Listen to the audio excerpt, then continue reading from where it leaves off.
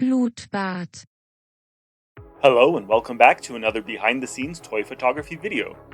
This week I'm going to show you how to make a spooky scene for Halloween.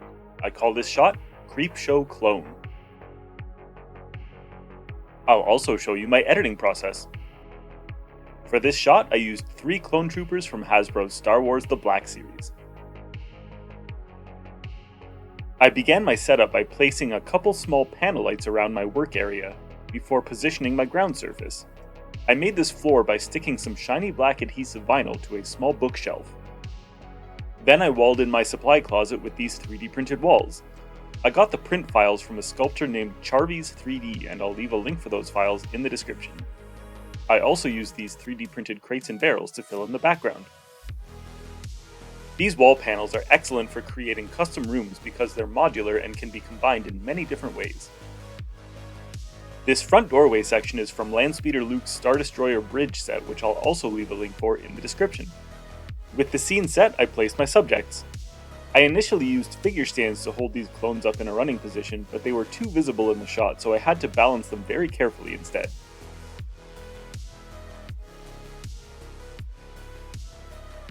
Once everything was in place, I positioned my last light and took my shot.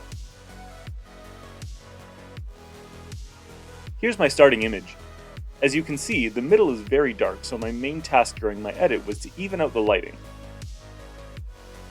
I started by adding a levels adjustment layer and a color balance adjustment layer.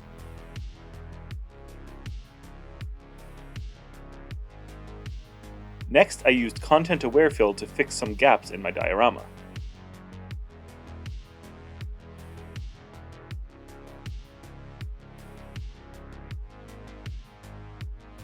After that, I used the dodge tool set to 100% highlights to lighten up the clone's bones. When I got this figure, I was disappointed to find that the green paint was not glow in the dark, so I wanted to edit it to make it look like it was. This required several passes from the dodge tool. Lastly, I added a curves adjustment layer to darken the background a bit more while maintaining the brightness of the foreground. So once again, here's my starting image. And here's where I ended up. Thank you so much for watching. If you enjoyed this video, please consider liking and subscribing and checking me out on Instagram. Thanks, and until next time.